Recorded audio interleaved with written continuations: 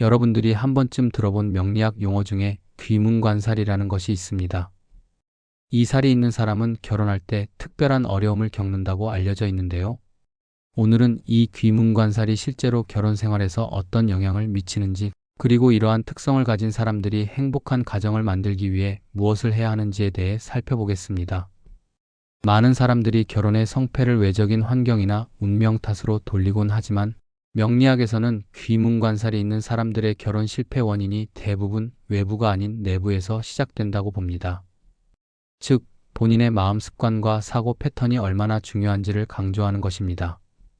이 영상을 통해 혹시 본인이나 주변인이 귀문관살의 특성을 가지고 있다면 그것이 정확히 어떤 의미이고 결혼에서 어떤 문제로 나타나는지 이해할 수 있을 것입니다. 귀문관살이 있는 사람들이 결혼 생활에서 겪는 가장 첫 번째 문제는 배우자의 말에 지나치게 많은 의미를 부여하는 것입니다. 명리학에서 말하는 귀문관살의 특성은 감수성이 예민하고 직관이 강하며 생각을 깊게 하는 사람이라고 해석합니다. 이것은 연애할 때는 큰 장점이 될 수 있습니다. 상대방의 작은 표정 변화도 읽어내고 말 속에 담긴 감정을 이해하려 노력하기 때문입니다. 하지만 결혼 후에는 이러한 장점이 오히려 부작용으로 작용하게 됩니다. 구체적인 예를 들어보겠습니다. 배우자가 퇴근해서 집에 들어오더니 오늘 정말 피곤하다라고 말합니다. 보통의 사람이라면 일이 힘들었나 보네, 쉬어야겠다라고 단순하게 이해할 것입니다. 하지만 귀문관살이 강한 사람은 이 한마디를 여러 방향으로 해석하게 됩니다. 혹시 내 때문일까? 내가 뭔가 잘못했나? 화가 난 건 아닐까? 나한테 관심이 떨어진 걸까? 혹시 마음이 변한 건 아닐까? 이런 식으로 생각이 자동으로 이어집니다. 그리고 이러한 생각들이 쌓이면서 실제로는 존재하지 않는 문제가 만들어지게 되는 것입니다. 더 심한 경우도 있습니다.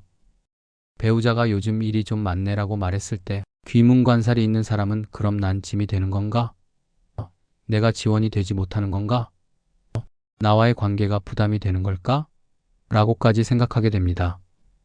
또는 배우자가 오늘 친구를 만났는데 얘기가 길어졌어 라고 할 때 귀문관살이 있는 사람은 나보다 친구가 더 중요한 건가? 나는 더 이상 특별하지 않은 건가? 라는 의심으로 이어집니다. 이렇게 되는 이유는 귀문관살이 있는 사람들이 매우 섬세한 감정 체계를 가지고 있기 때문입니다. 자신이 받는 모든 자극을 깊이 있게 처리하려고 하기 때문에 단순한 정보 하나도 여러 층의 의미로 변환되는 것입니다. 이러한 문제가 반복되면 어떤 일이 생길까요? 쓸데없는 오해가 계속 증가합니다. 배우자는 왜 자꾸 오해하고 삐치니? 라고 반응하고 귀문관살이 있는 사람은 내가 먼저 이상한 말을 했잖아 라고 방어합니다. 이렇게 부부 갈등이 계속 생겨나게 됩니다. 그리고 가장 심각한 것은 귀문관살이 있는 사람이 혼자서 상처받는 시간이 자꾸만 늘어난다는 것입니다. 배우자가 모르는 사이에 자기 혼자 생각으로 상처를 받고 그 상처를 붙잡고 있게 됩니다. 두 번째 문제는 배우자의 감정 변화에 지나치게 민감하다는 것입니다. 이것은 첫 번째 문제와도 밀접하게 연결되어 있습니다. 명리학에서는 귀문관살이 있는 사람들에게 분위기 감지 능력이 뛰어나다고 설명합니다. 실제로 이들은 배우자의 얼굴 표정, 말투, 행동의 아주 미세한 변화도 감지할 수 있습니다. 평소에 밝던 표정이 조금 흐려지면 알아차리고 쾌활하던 목소리가 평소와 다르면 깨달으며 자주 하던 손짓이나 행동에 작은 변화가 생겨도 바로 눈에 띕니다. 이것만 보면 대단한 능력처럼 들리지 않을까요? 하지만 문제는 여기서부터입니다. 귀문관살이 있는 사람들은 실제의 변화와 자신이 상상한 변화를 구분하기 어려울 때가 많다는 것입니다. 예를 들어봅시다. 배우자의 말수가 갑자기 줄었습니다. 실제로는 회사 프로젝트 데드라인이 있어서 스트레스를 받거나 건강이 조금 안 좋거나 단순히 피곤해서일 수도 있습니다. 하지만 귀문관살이 있는 사람의 머릿속에서는 이렇게 해석됩니다. 말수가 줄었다는 것은 내 말이 재미없다는 뜻이야. 나한테 질렸구나. 사랑이 식었구나. 관심이 떨어졌구나. 또 다른 예입니다. 배우자가 일주일 동안 자주 피곤하다고 말합니다. 사실은 업무량이 많았던 주일 뿐이었는데 귀문관살이 있는 사람은 이렇게 생각합니다. 자꾸 피곤하다는 걸 강조하는 이유가 뭘까? 혹시 나와의 관계가 필요한 걸까? 내가 있으니까 더 피곤한 건 아닐까? 떠날 준비를 하고 있는 건 아닐까? 이렇게 생각이 흘러가면서 배우자의 피곤함은 더 이상 단순한 피곤함이 아니라 관계의 위험 신호로 해석되기 시작합니다. 배우자가 주말에 좀 더 자려고 하면 나랑 있을 시간을 피하는 건가? 배우자가 혼자 시간을 보내려고 하면 나한테서 멀어지는 건가? 라는 식으로 모든 행동이 관계 악화의 증거로 받아들여집니다. 결국 귀문관살이 있는 사람은 실제로 없는 문제를 스스로 만들어내게 됩니다.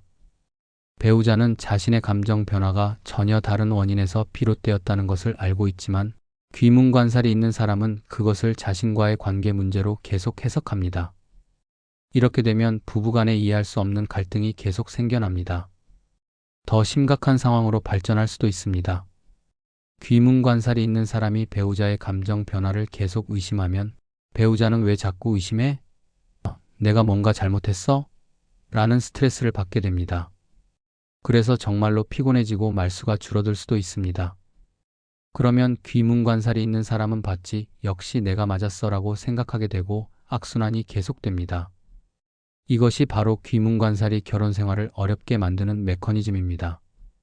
배우자의 감정 변화를 민감하게 감지하는 능력 자체는 좋은 것이지만 그것이 과도한 해석과 상상으로 이어지면 실제 관계를 손상시키게 되는 것입니다.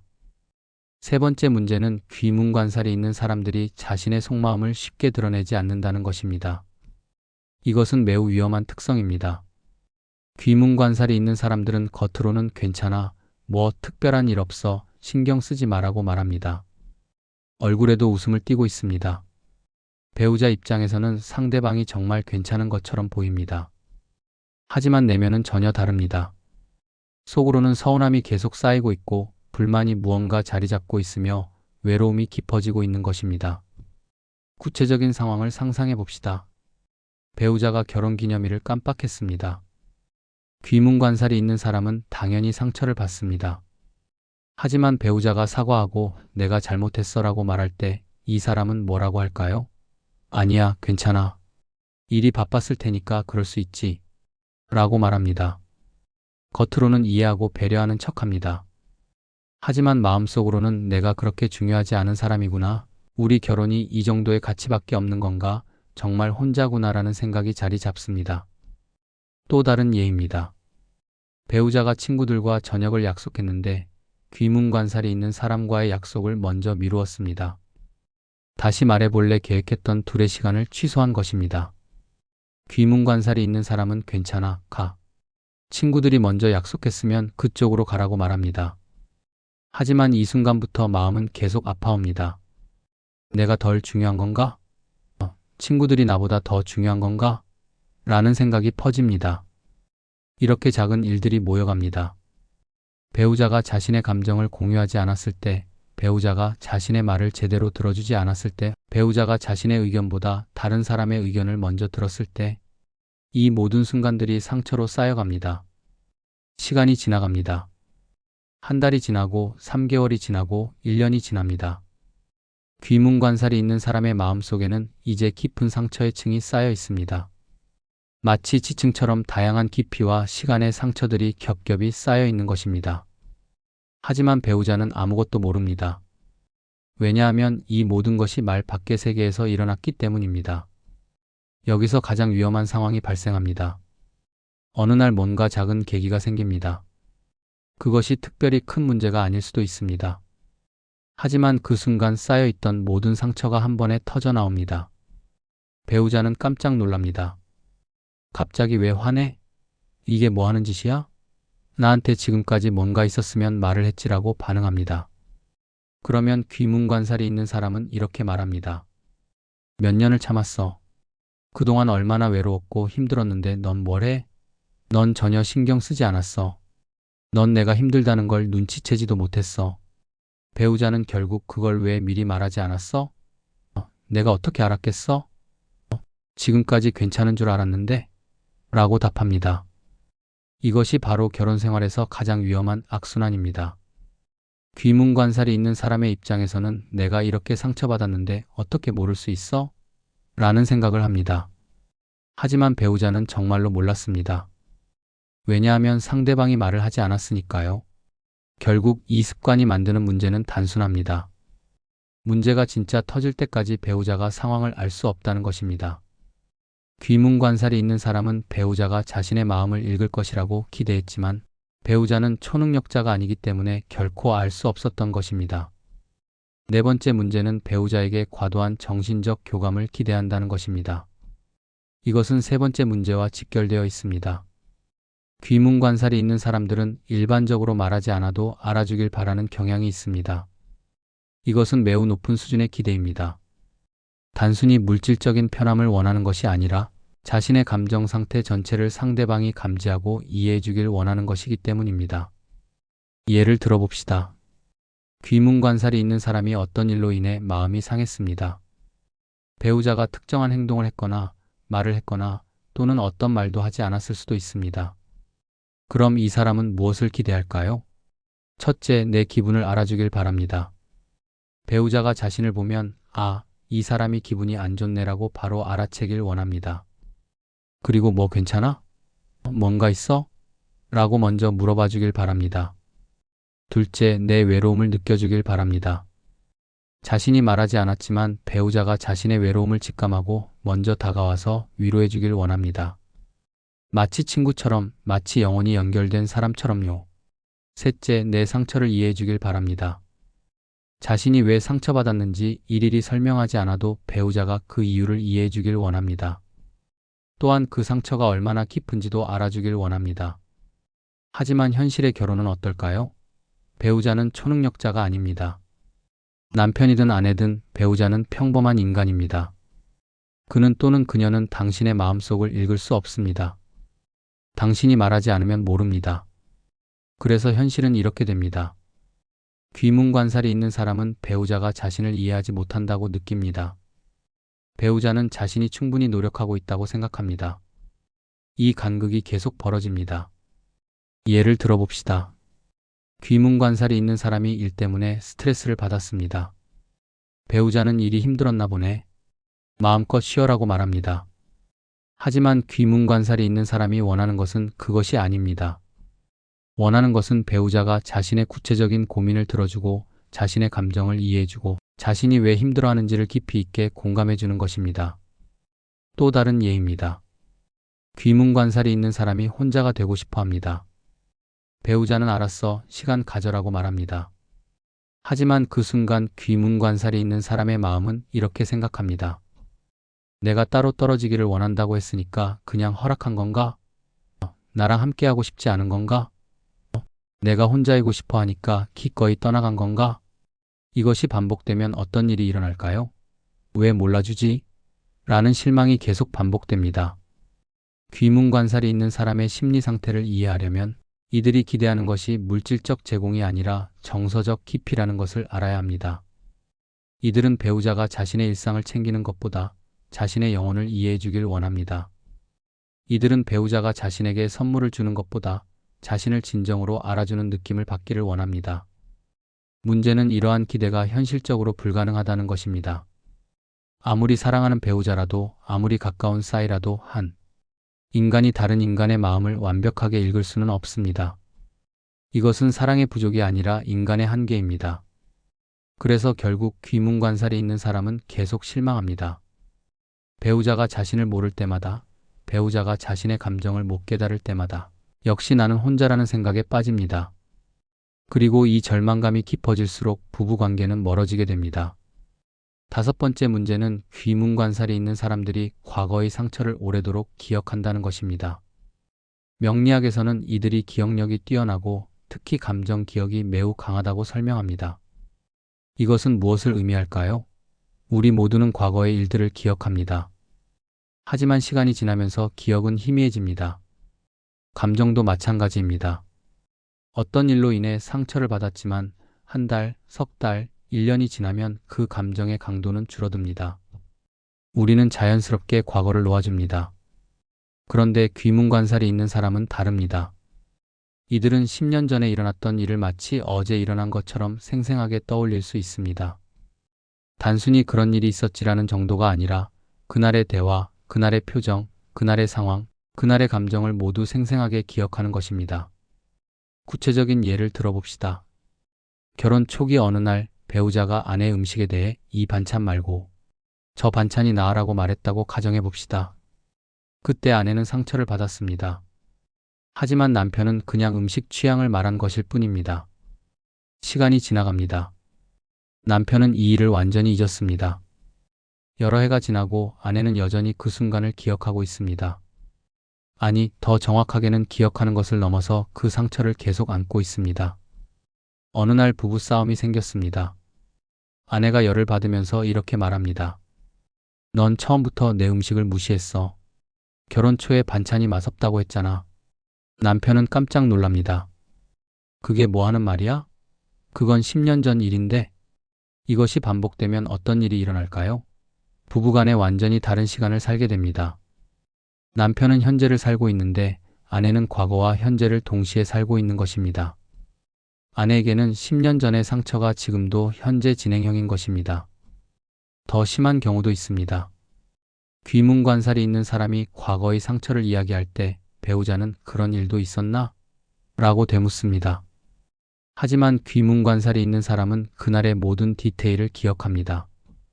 그날 날씨도 흐렸고 넌 파란색 옷을 입고 있었고 그때 말한 말도 정확해.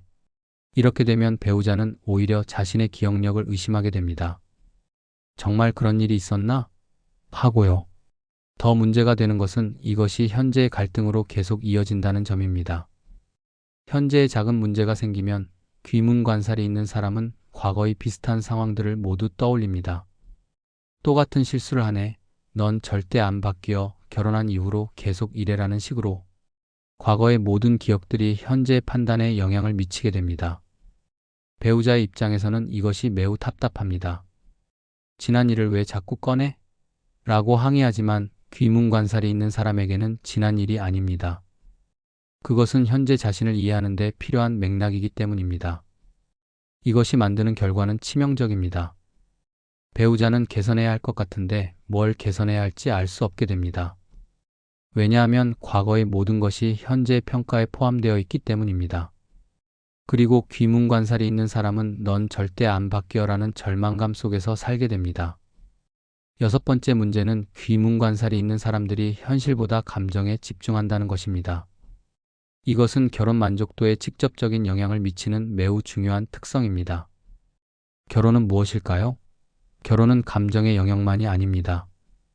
결혼은 현실입니다. 함께 생활비를 벌어야 하고 자녀를 교육해야 하며 건강을 관리해야 하고 노후를 준비해야 합니다. 결혼은 이러한 현실적 과제들을 함께 해결하는 과정입니다. 물론 감정적 유대도 중요하지만 결혼 생활이 안정적으로 유지되려면 현실적 기초가 매우 중요합니다. 그런데 귀문관살이 강한 사람들은 이 순서가 역으로 되는 경향이 있습니다. 이들은 현실적 안정성보다 감정적 만족도를 훨씬 더 중시합니다. 구체적인 예를 들어봅시다. 한 부부가 있습니다.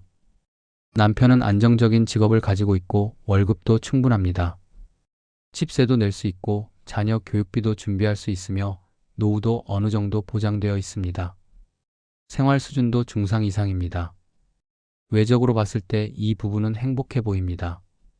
그런데 아내가 남편에게 말합니다. 우리 결혼이 행복하지 않아.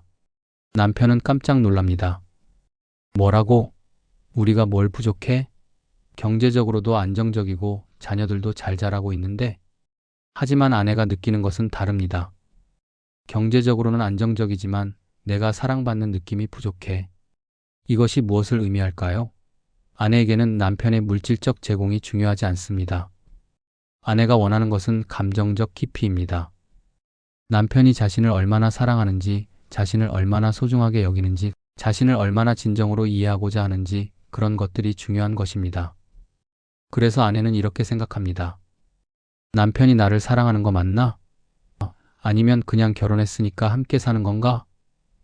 정말로 나와 함께하고 싶어서 함께하는 건가? 아니면 의무감에서인가? 배우자 입장에서는 이것이 매우 막연합니다.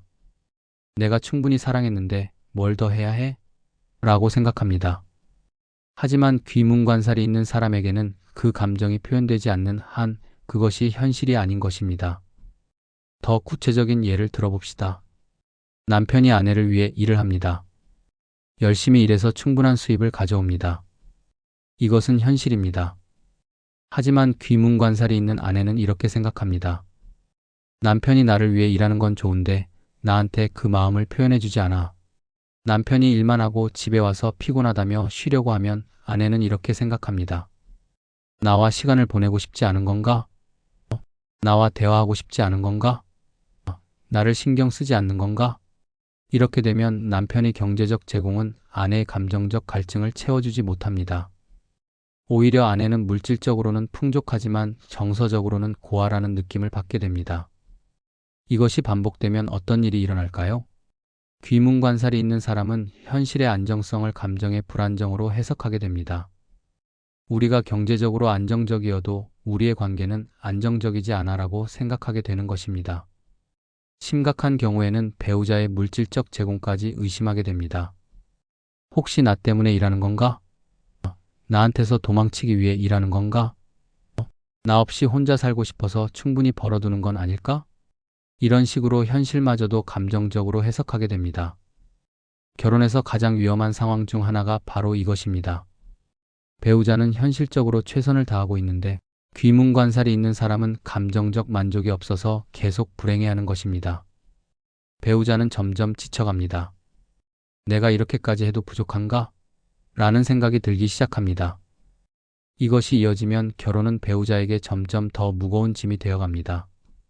물질적으로 제공하는 것도 부족하고 정서적 제공도 요구받고 하지만 그것이 절대 충분하지 않다는 느낌을 받게 되기 때문입니다. 결국 배우자는 포기하게 되고 귀문관살이 있는 사람은 더욱 외로워집니다.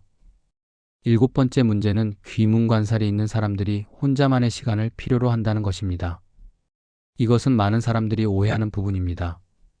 일반적으로 귀문관살이 있는 사람들을 생각할 때 사람들은 이들이 내향적이고 혼자 있기를 좋아한다고 생각합니다.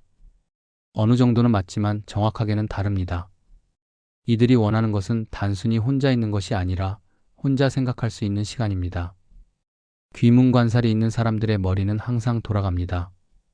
앞서 언급했듯이 이들은 감각이 예민하고 직관이 강하며 생각을 깊게 합니다. 그래서 이들의 뇌는 끊임없이 작동합니다.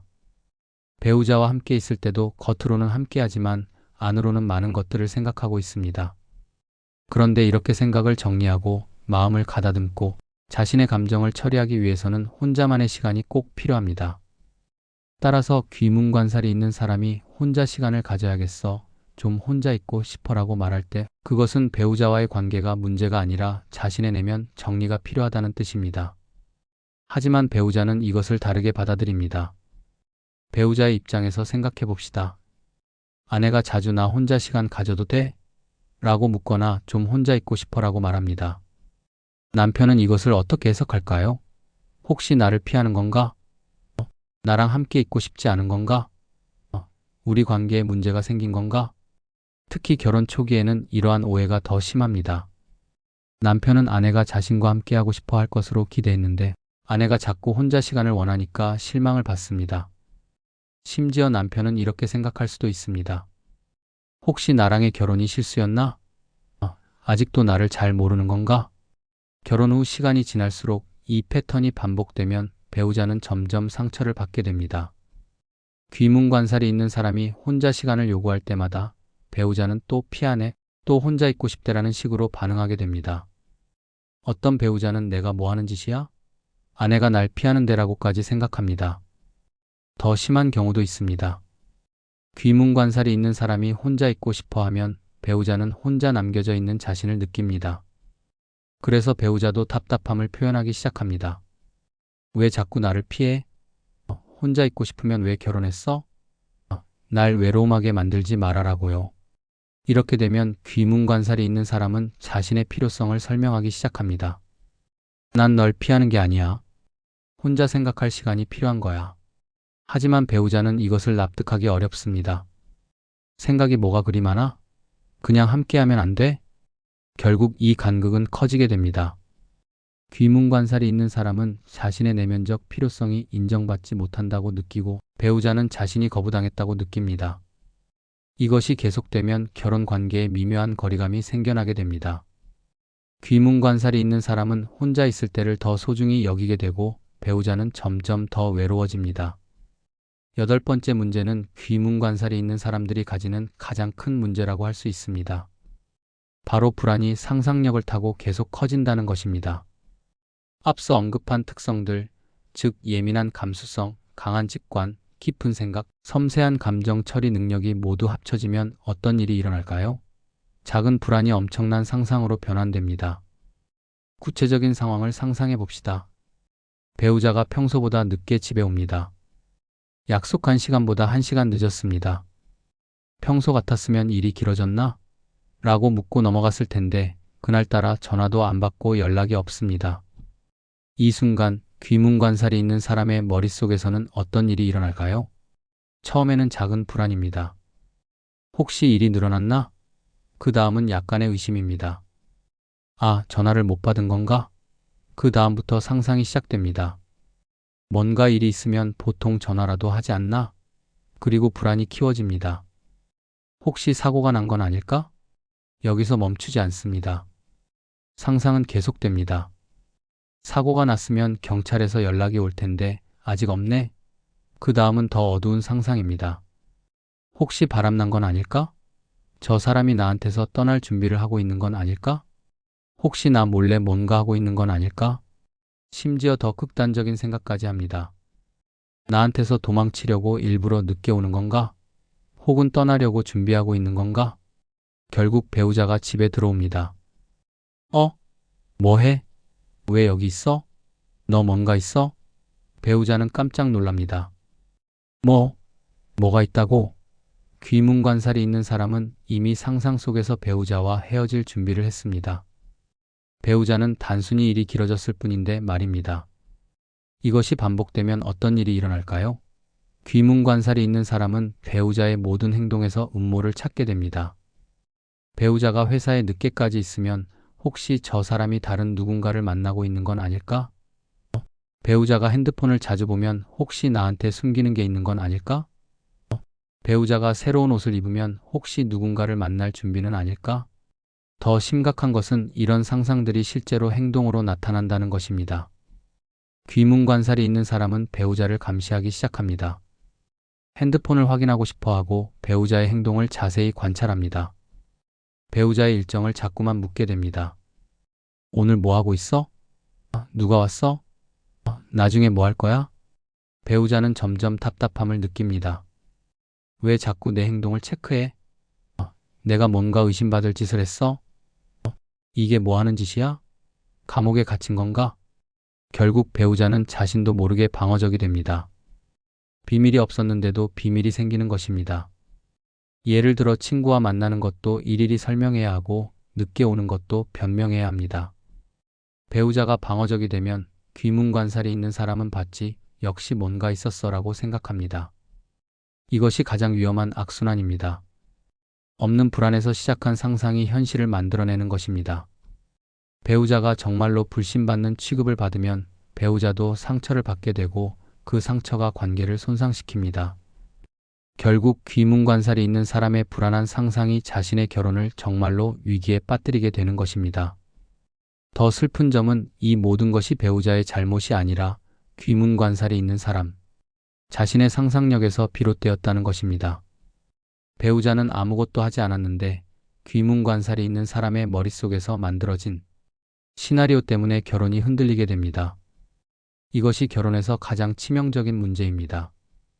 왜냐하면 이것은 배우자의 행동으로 해결할 수 없기 때문입니다. 배우자가 아무리 충성스러워도 아무리 사랑을 표현해도 귀문관살이 있는 사람의 불안한 상상력이 계속 새로운 의심을 만들어내기 때문입니다. 9번째 문제는 귀문관살이 있는 사람들이 배우자를 지나치게 이상화한다는 것입니다. 이것은 결혼 만족도를 급격히 떨어뜨리는 매우 중요한 특성입니다. 귀문관살이 있는 사람들은 연애할 때 배우자에 대해 어떤 생각을 할까요? 이 사람은 내 운명이야. 이 사람을 위해 내가 여기까지 왔구나. 이 사람이 없으면 안 되라고 생각합니다. 심지어 우리는 전생에도 만났던 영혼이야. 우리는 특별한 연결고리가 있어라고까지 생각할 수 있습니다. 이것은 깊은 감정의 표현이지만 동시에 위험한 신호입니다. 왜냐하면 귀문관살이 있는 사람들이 배우자에게 기대하는 것은 현실적인 수준을 훨씬 넘어가기 때문입니다. 구체적으로 살펴봅시다. 결혼 전에 귀문관살이 있는 사람은 배우자를 이렇게 봅니다. 배우자는 완벽한 사람, 자신을 완전히 이해하는 사람, 자신의 결점까지도 포용하는 사람, 자신과 영혼이 통하는 사람입니다. 실제로는 이 사람도 일반인이고 자신의 결점이 있고 이기적인 면도 있으며 때로는 무심할 수도 있지만 귀문관살이 있는 사람은 이런 현실을 보지 않습니다. 특히 결혼 초기에는 이러한 이상화가 극에 달합니다. 배우자의 모든 것이 사랑스러워 보입니다. 배우자가 지각하면 저 사람이 느긋한 성격이구나라고 좋게 해석하고 배우자가 건방지게 굴면 자신감 있는 사람이구나라고 좋게 해석합니다. 배우자의 단점도 매력처럼 보입니다. 하지만 시간이 지나갑니다. 결혼 후 현실이 시작됩니다. 아침마다 함께하면서 배우자의 실제 모습이 드러나기 시작합니다. 배우자는 예쁜 집안의 말투보다는 투박한 일상의 말투를 쓰고 매력적인 외출 복장보다는 편한 집에 있는 모습이 더 자주 보입니다. 배우자는 화장실 습관이 좋지 않을 수도 있고 정리정돈을 잘하지 않을 수도 있으며 때로는 비참하게 보일 수도 있습니다. 여기서부터 문제가 시작됩니다. 귀문관살이 있는 사람은 이상과 현실의 간극을 견딜 수 없습니다.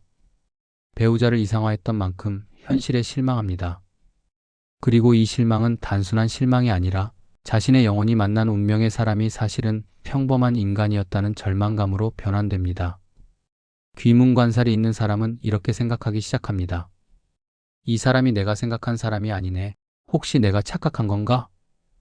우리 관계가 잘못된 건 아닐까? 정말로 우리가 운명의 사람이 맞나? 더 심한 경우는 배우자를 비난하기 시작합니다. 넌 내가 생각한 사람이 아니야. 넌 평범한 사람이네. 넌 내 기대에 못 미쳐. 왜 이렇게 평범해? 배우자는 이 변화에 깜짝 놀랍니다. 결혼 전에는 자신을 천사처럼 생각했던 사람이 이제는 자신을 비판하고 있기 때문입니다. 배우자는 혼란스럽습니다. 뭐가 바뀌었어? 넌 결혼 전에 나를 사랑한다고 했잖아. 내가 뭐가 바뀌었어? 결국 이 간극은 메울 수 없는 상처가 됩니다. 귀문관살이 있는 사람이 배우자를 너무 높이 올려놨기 때문에 현실의 배우자는 절대 그 기대에 미칠 수 없습니다. 그리고 배우자는 영원히 실망의 대상이 됩니다. 가장 안타까운 점은 배우자의 문제가 아니라는 것입니다. 배우자는 처음부터 평범한 인간이었습니다. 문제는 귀문관살이 있는 사람이 배우자를 비현실적으로 이상화했다는 것입니다. 10번째 문제는 귀문관살이 있는 사람들이 추구하는 정신세계가 배우자와 맞지 않을 때 발생하는 외로움입니다. 명리학에서는 귀문관살이 있는 사람들이 특정한 주제들에 깊은 관심을 가진다고 설명합니다. 그것은 삶의 의미, 죽음의 본질, 영혼의 존재, 윤회와 업보, 종교와 영성, 철학적 질문 같은 것들입니다. 이러한 주제들은 인류가 오래전부터 고민해온 근본적인 질문들입니다. 귀문관살이 있는 사람들은 이런 질문들을 단순한 궁금증 수준으로 다루지 않습니다. 이들에게는 이런 질문들이 자신의 삶을 이해하고 현재의 고통을 의미 있게 해석하며 미래를 준비하는 데 있어 매우 중요한 것입니다. 이들은 우리가 왜 이 세상에 왔을까? 죽음 이후에는 어떻게 될까? 내가 겪는 이 고통이 무엇을 의미할까? 라는 질문에 진지하게 답을 찾으려 합니다. 그런데 배우자는 이런 관심을 공유하지 않습니다. 배우자가 나쁜 사람이라거나 지적이 낮은 사람이 아니라 단순히 다른 관심사를 가진 것입니다. 배우자에게는 현실적인 일들, 즉 경제적 문제, 자녀 교육, 건강관리, 사회적 성공 같은 것들이 더 중요할 수 있습니다. 여기서 비극이 시작됩니다. 귀문관살이 있는 사람이 깊은 철학적 고민을 나누고 싶어 합니다. 우리 삶의 의미가 뭐라고 생각해? 죽음에 대해 어떻게 생각해? 우리가 영원이라고 생각해? 라고 묻습니다. 배우자의 반응은 이렇습니다. 그런 걸 왜 자꾸 고민해? 그런 거 생각해봤자 뭐가 달라져? 그냥 열심히 살면 되지. 왜 그런 걸 고민해? 지금 우리가 챙겨야 할 게 더 많잖아. 귀문관살이 있는 사람에게 이 반응은 충격입니다. 자신이 중요하게 여기는 것을 배우자가 이해하지 못할 뿐 아니라 무시하고 있다고 느끼기 때문입니다. 마치 자신의 영혼의 일부가 거부당하는 것 같은 느낌을 받습니다. 시간이 지날수록 이 차이는 더 커집니다. 귀문관살이 있는 사람은 정신적, 영적 질문에 대해 끝없이 고민합니다. 하지만 그 고민을 나눌 사람이 없습니다. 배우자는 관심이 없고 친구들도 이런 주제를 대수롭지 않게 생각합니다. 결국 귀문관살이 있는 사람은 혼자가 됩니다. 더 심한 경우는 배우자가 귀문관살이 있는 사람의 영적 관심을 비난하기 시작하는 것입니다. 넌 왜 이렇게 이상한 걸 자꾸 생각해? 정상적인 사람들처럼 살면 안 돼? 그런 거 생각하다가 정신 나갈 거 아냐? 이 말들은 귀문관살이 있는 사람에게 깊은 상처를 줍니다. 자신의 영혼 자체가 부정당하는 느낌이기 때문입니다. 자신이 추구하는 의미와 가치가 모두 거부당하는 것입니다. 결국 귀문관살이 있는 사람은 내 영혼은 이 사람과 연결되지 않는다는 절망감에 빠집니다. 이들이 이상화했던 영혼의 연결이 현실에서는 존재하지 않는다는 것을 깨닫게 되기 때문입니다. 이것이 만드는 결과는 내적 고립입니다. 같은 지붕 아래 살면서도 배우자와는 영적으로 완전히 떨어져 있다고 느끼게 됩니다. 배우자는 자신을 이해하지 못하고 자신이 추구하는 삶의 방식도 지지해주지 않으며 자신의 깊은 고민에도 귀 기울여주지 않는다고 느끼는 것입니다. 지금까지 귀문관살이 있는 사람들이 결혼해서 겪는 10가지 문제를 살펴봤습니다. 하지만 명리학에서 가장 중요하게 보는 부분은 이것입니다.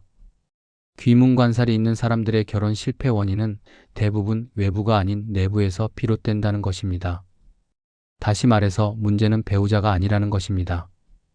배우자가 충분히 사랑하지 않아서도 아니고 배우자가 부족해서도 아니며 배우자가 노력하지 않아서도 아니라는 뜻입니다. 문제는 귀문관살이 있는 사람 자신의 마음 습관과 사고 패턴에 있다는 것입니다. 구체적으로 명리학은 4가지를 강조합니다. 첫째, 배우자를 너무 깊게 해석한다는 것입니다.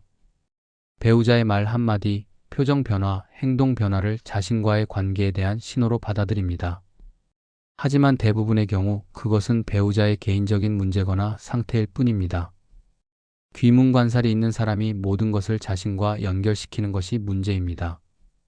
둘째, 상처를 오래 붙잡는다는 것입니다. 한 번의 상처가 평생 영향을 미칩니다. 10년 전의 일이 현재의 판단과 감정을 계속 좌우합니다. 이것이 현재와 미래를 어둡게 만듭니다. 셋째, 말하지 않고 알아주길 바란다는 것입니다. 이것이 가장 위험한 습관입니다. 배우자는 초능력자가 아닙니다. 당신이 말하지 않으면 알 수 없습니다.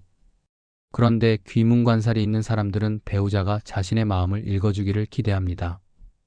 이것은 불가능한 기대입니다. 넷째, 상상을 사실로 믿는다는 것입니다. 없는 불안에서 시작한 상상이 점점 커져서 결국 현실을 만들어냅니다. 배우자가 실제로 아무것도 하지 않았는데 귀문관살이 있는 사람의 상상력 때문에 결혼이 위기를 맞이합니다. 이 4가지가 반복될 때 결혼은 멸어갑니다. 배우자는 점점 지쳐가고 귀문관살이 있는 사람은 점점 외로워집니다. 그렇다면 해결책은 무엇일까요? 명리학에서는 안정적인 결혼 생활을 유지하는 귀문관살 유형의 특징을 제시합니다. 첫째, 추측보다 확인하는 것입니다. 배우자가 말수가 줄었을 때 혹시 나한테서 멀어지는 건가? 라고 추측하지 말고 뭔가 있어? 얘기해라고 직접 묻는 것입니다. 둘째, 서운함을 바로 말하는 것입니다. 속으로 끙끙 앓지 말고 상처가 생겼을 때 그 순간에 이 부분이 나한테 상처가 됐어라고 표현하는 것입니다. 그러면 배우자도 즉시 이해하고 개선할 수 있습니다. 셋째, 과거보다 현재를 보는 것입니다. 현재의 배우자를 평가할 때 과거의 모든 일들을 끌어들이지 말고 현재의 상황 그 자체를 바라보는 것입니다. 넷째, 상대를 이상화하지 않는 것입니다. 배우자를 평범한 인간으로 받아들이고 그 평범한 인간의 평범한 노력을 소중히 여기는 것입니다. 결국 명리학이 강조하는 바는 이것입니다. 귀문관살은 결혼을 어렵게 만드는 살이 아니라 배우자와의 정서적 연결을 매우 중요하게 여기는 성향입니다. 이것은 결혼에서 좋은 특성입니다. 문제는 이 특성을 어떻게 다루느냐입니다. 결혼에서 가장 중요한 과제는 상대의 마음을 추측하고 상상하는 것이 아니라 직접 대화를 통해 확인하는 것입니다. 말이 통하면 모든 것이 통합니다. 아무리 깊은 영혼의 연결을 원해도 기본적인 의사소통이 이루어지지 않으면 그것은 불가능합니다. 따라서 귀문관살이 있는 사람들에게 가장 필요한 것은 특별한 영혼의 만남이 아니라 평범하지만 진실한 대화입니다. 배우자와 솔직하게 말하고 배우자의 말을 경청하며 오해가 생기면 즉시 풀어내는 것입니다. 이것이 바로 결혼을 지키는 가장 현실적이고 확실한 방법입니다. 오늘은 여기까지입니다. 시청해주셔서 감사합니다. 구독, 좋아요, 알림 설정은 큰 힘이 됩니다.